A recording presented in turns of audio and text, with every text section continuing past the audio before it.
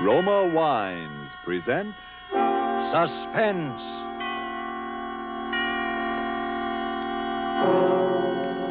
Roma Wines, made in California for enjoyment throughout the world. Salud. Your health, senor. Roma Wines toast the world. The wine for your table is Roma Wine, made in California for enjoyment throughout the world. This is the Man in Black, here to introduce this weekly half hour of Suspense. Tonight from Hollywood, we bring you Mr. Orson Welles.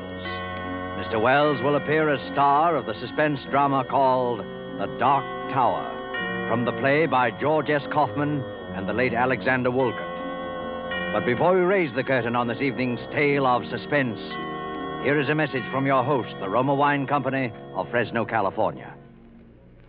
Let us picture a scene in the fashionable restaurant El Patio in Havana, Cuba.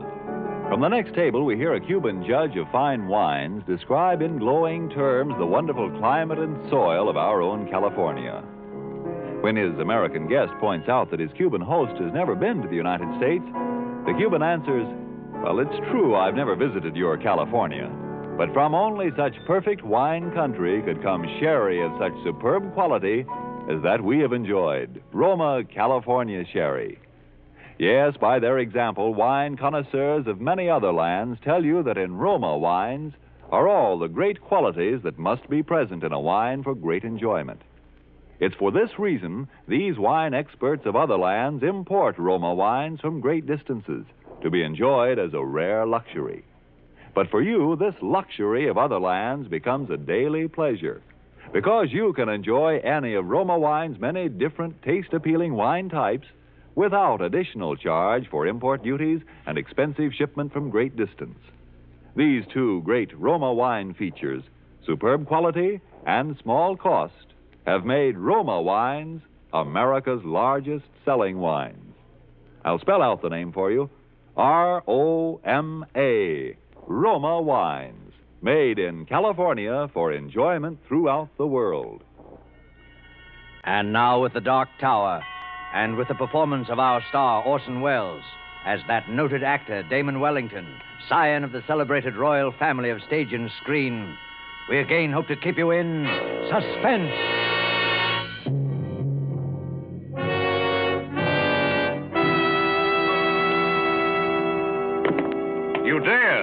You dare call me a ham. Varlet, I will prove to the world there are no brains within that thick Teutonic skull. I'll cleave it open like an overripe melon. Who thus profanes the rehearsal of maligns? Enter, if thou art man of woman born. I fear thee not. Hello, Damon. Ben Weston, you old son of a gun. I heard you were back from the coast. What news on the Rialto from that cesspool of the arts known as Hollywood? Have they turned my picture to the wall at the Brown Derby yet? No, it's still there. I despise myself for wanting to know, of course. It's marvelous to have you back, Ben, old boy. Seen Jessica yet? Yes, I've seen her. Isn't she looking fine? Feeling better than she has for years, I think.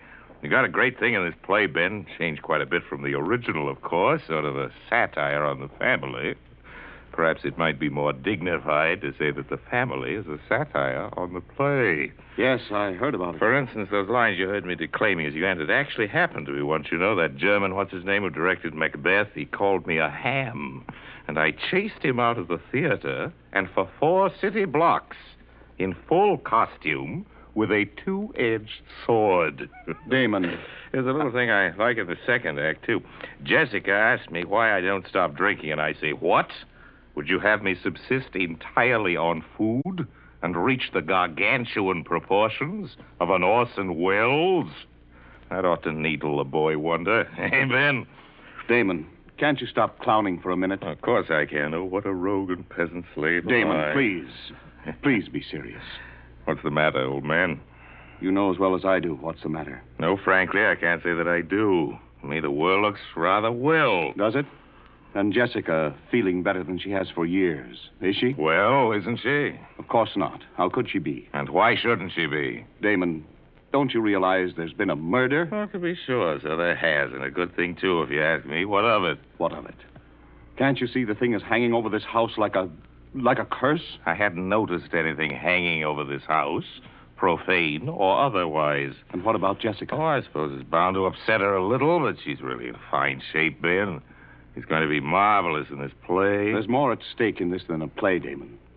The thing has never been solved. Perhaps it never will be. Perhaps that's just as well. But Jessica can't remember. Don't you understand, Damon? She can't remember. Well, then, Jessica can't remember. Listen to me, Damon.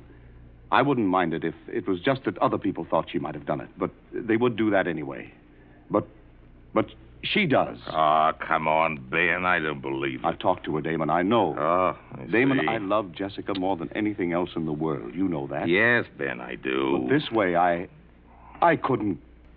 You couldn't marry a murderess, huh? I just think it'd be rather exciting. Now that you mention it, I rather wish I had. Instead of some of those I did marry. Damon. I'm sorry. Pretty serious to you, isn't it, old man? Did you think it wouldn't be? Well, to tell you the truth, Ben, I hadn't thought about it at all. That's the trouble with being an actor. As long as your part's good, you don't give a hang about the rest of the play. You told Jessica? Yes, we had a long talk. How did she take it? You know Jessica. She carried it off, of course. Ben, you know, in spite of all our histrionic bickering, I'm rather nuts about Jessica myself. I know you are, Damon. I have no very fundamental objections to you either. I would describe you, my dear Benjamin, as adequate. Thanks. So I think perhaps you and I'd better have a nice, long, heart-to-heart talk. What good will talking do? I think if you'll do the listening and let me do the talking, you'll see. Lend me your ears. I will a tale unfold.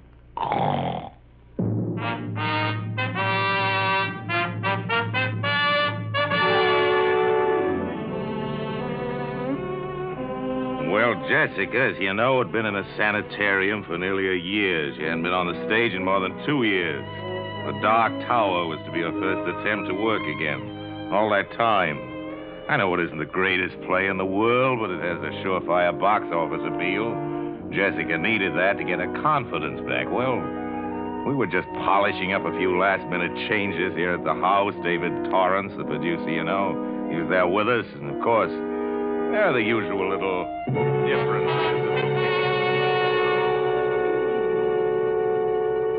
And another thing, Damon. When you kick me in the middle of the second act...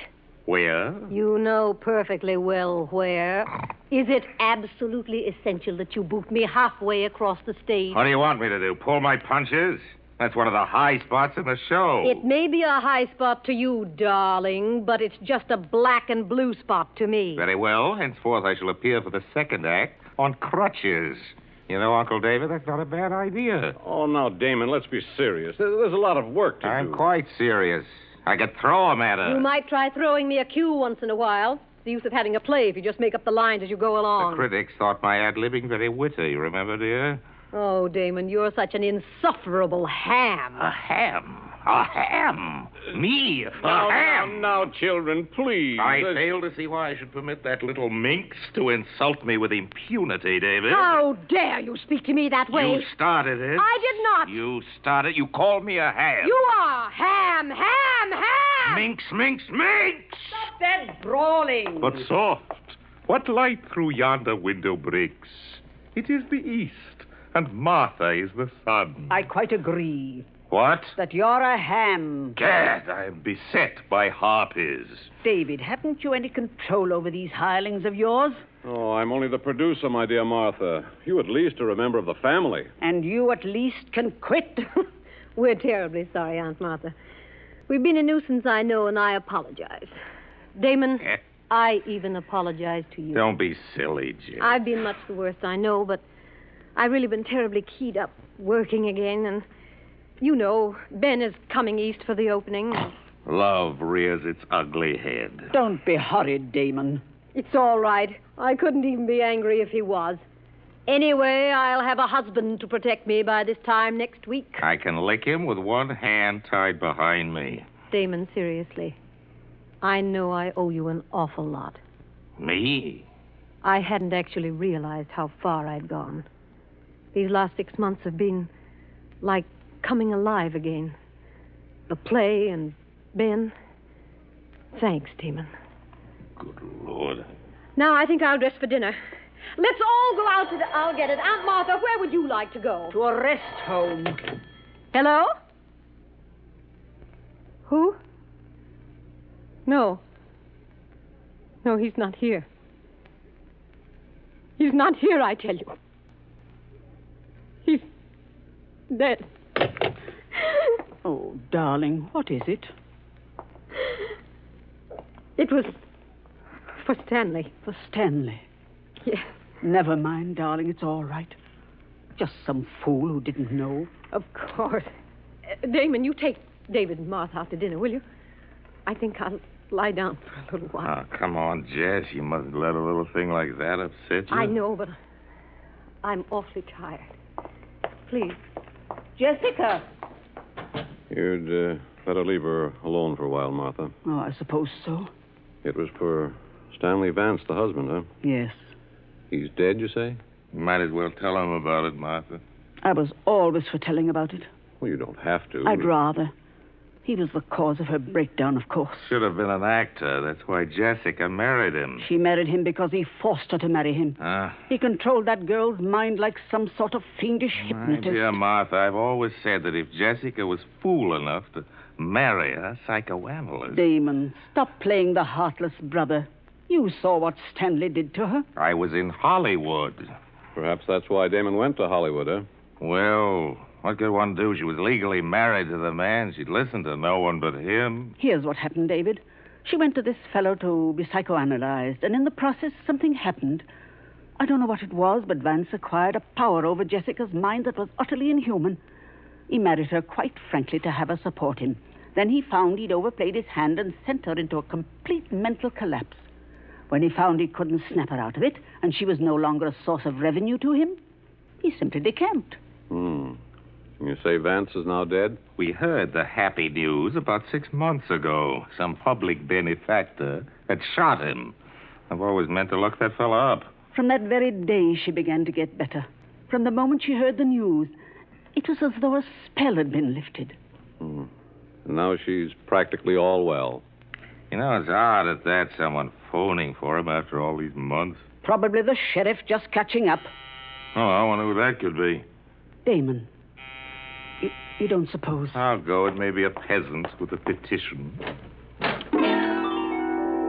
Good evening. My dear Martha, you are positively psychic. The Honorable Stanley Vance. Thank you.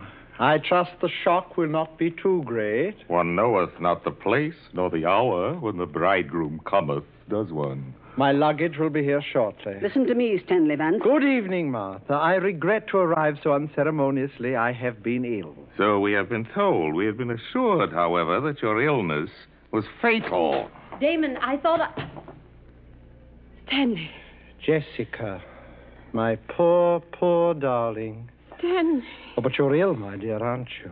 You're ill. You should be resting. You're tired and exhausted, aren't you? Terribly, terribly tired. Yes, I am tired. Oh, great. Terribly tired. I'll take you up to your room, darling. I take it we still have the same room, Martha. Listen to me, Stanley Vance.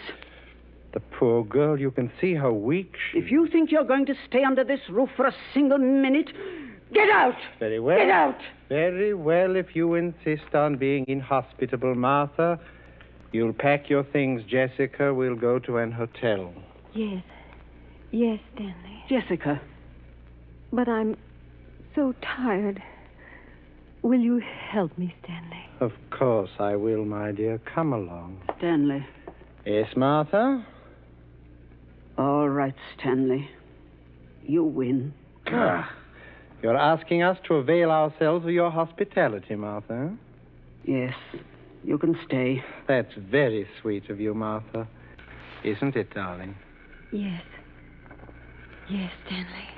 But somehow, someday, there'll be a time of reckoning for you, Stanley Vance. And until it comes, keep out of my sight. The pleasure will be all mine. Come, darling. We'll go to our room now. Yes, Stanley. Damon. Yes, my aged auntie. Damon, what are we going to do? I don't know what you're going to do, Ducky. But I'm going down to the Lambs Club and have a quadruple scotch and soda.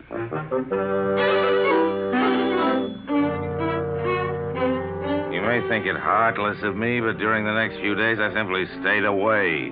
I think you'll understand my reasons later.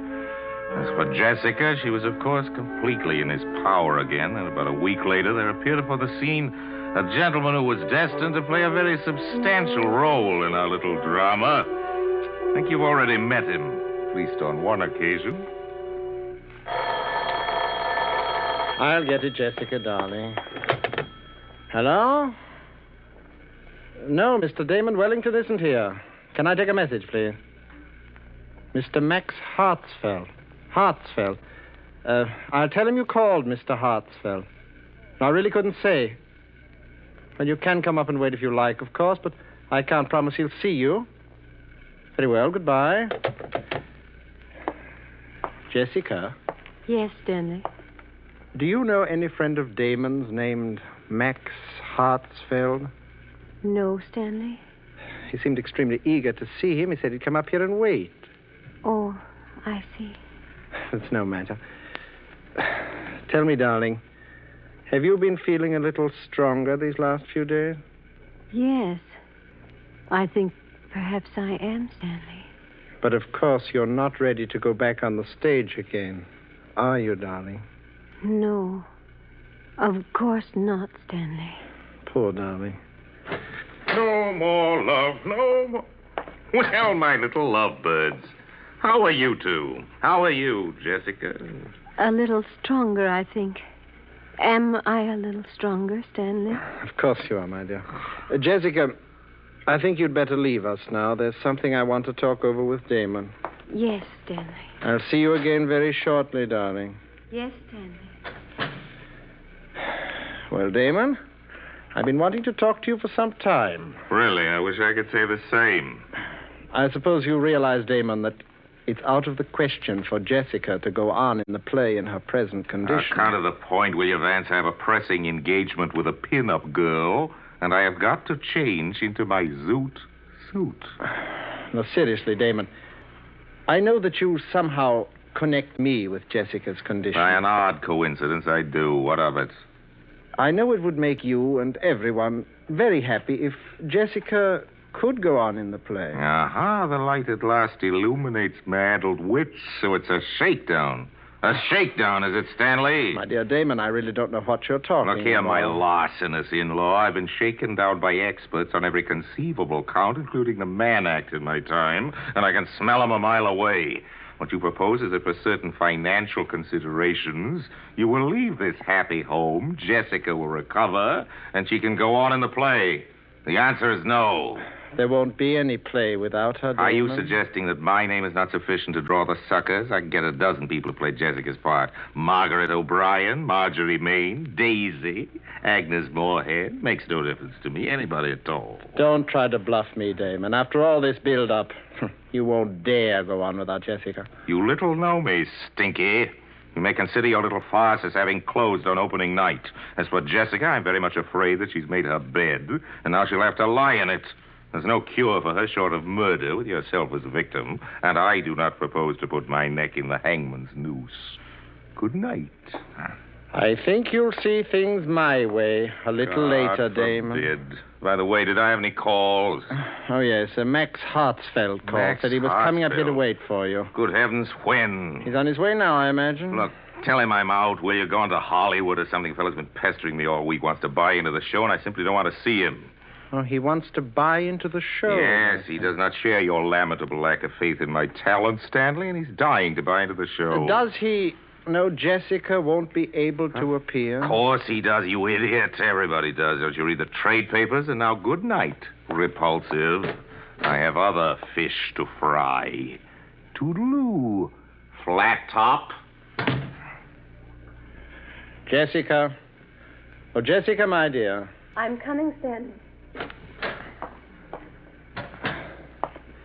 Tell me, Jessica, The Dark Tower, the play you were going to appear in with Damon, you have an interest in it, don't you?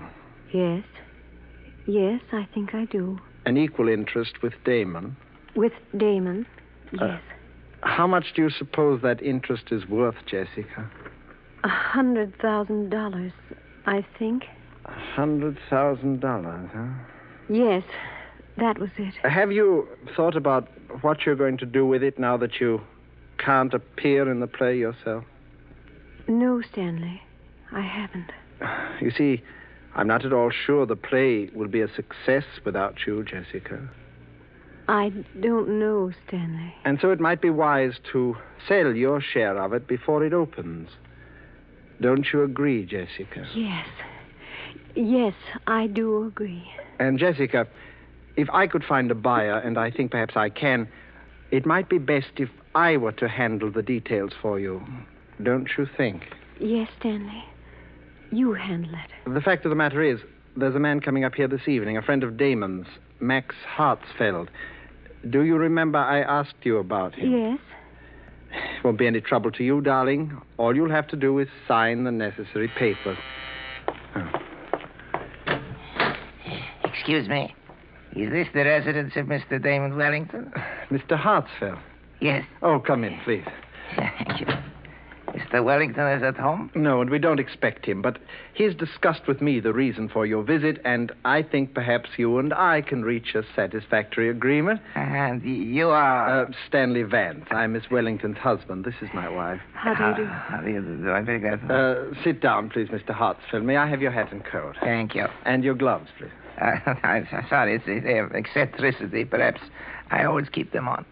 Oh. Now, Mr. Hartsfeld, Damon tells me that you wish to buy an interest in the new Wellington play, The Dark Tower. Yes, I've been seeking an interview with Mr. Wellington. Yes, so he's told me. However, Damon has very definitely made up his mind not to sell any part of his interest in the play. You are sure of this, Mr. Vance? Oh, yes, quite sure. I had a long talk with him about it only this evening. I see. I will not conceal from you that this is a source of great disappointment to me, Mr. Vance. I have such a deep admiration for the talents of Mr. Wellington. I've ventured in a few previous theatrical enterprises. Now, at last, I hope... I quite understand your feelings, Mr. Hartsfeld, and I think that I may be able to help you. Yes? Yes. You see, Damon owns only half of the Wellington interest in the play. My wife, Miss Jessica Wellington, owns the other half. And we, if the offer were sufficiently attractive... Indeed. You are willing to sell, then, Miss Wellington? Yes, whatever Stanley says. Good. Then perhaps we should get down to detail, no? Yes, Mr. Vance. And Miss Wellington, I'm afraid you will think me very rude. Not at all. What is it? Since the talents of Miss Wellington's brother must be considered the very essence of our bargaining, and since you are acting as her agent in any event, I wonder if she would forgive me if I ask that you and I conclude this part of our business alone, Mr. Vance. Oh, of course. Jessica will understand perfectly. Won't you, my dear? Yes, Stanley. Run along then, darling. I'll call you when we need you. Yes, Stanley. Now, Mr. Vance, I imagine you will wish to know a little more about the man with whom you are dealing. Here's my card. I'm staying at the Waldorf. I've written the room number on the card for you. Oh, there's no need, really. Yes. But before we discuss terms, there is one other thing. Yeah? I wonder... You do not know me, do you, Mr. Vance? Know you? You do not know why I've been looking forward with such pleasure to an interview with you? Alone. I know.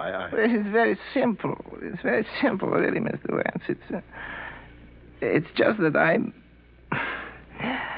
going to kill you. To kill me? Really, Mr. Hartsfeld? With these two hands. And before you die, I want you to know the reason. Jessica. No.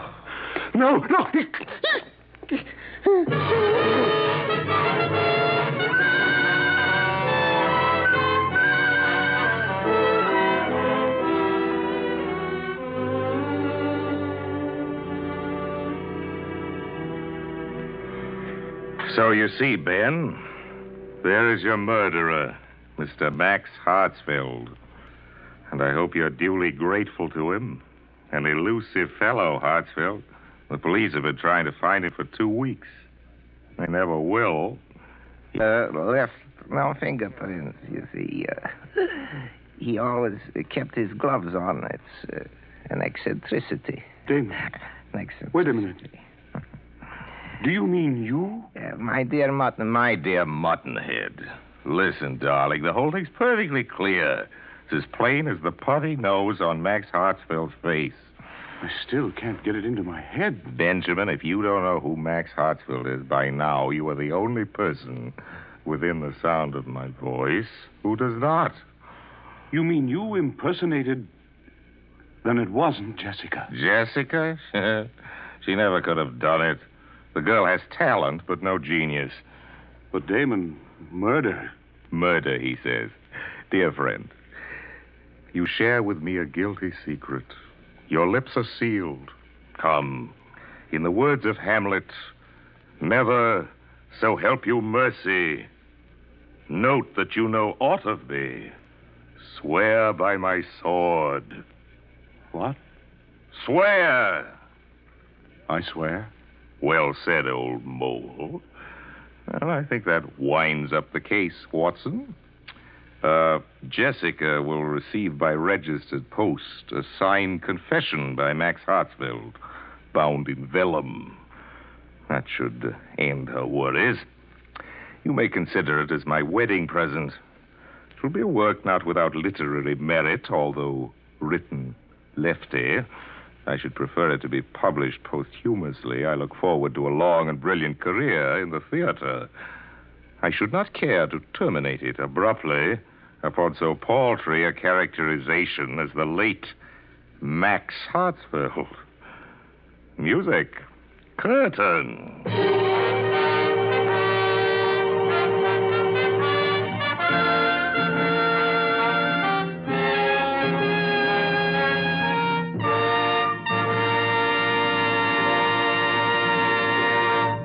And so closes The Dark Tower by Alexander Woollcott and George S. Kaufman, and starring Orson Welles, tonight's tale of Suspense. Suspense is produced and directed by William Spear. If we could bring to this microphone a man typical of all Roma wine dealers, this is what he might tell you. I sell a lot of the good Roma wines. They are, you know, America's largest selling wines. My Roma wine customers, I've noticed, are sociable people who enjoy entertaining friends. Talking with me, they give a lot of credit for the success of their entertaining to the enjoyable Roma wines they serve. They're thrifty people, too, these buyers of Roma wines. What else could offer so much enjoyment for so little cost? Only pennies a glass by actual check. Now, that doesn't leave much for me to add, except this, perhaps.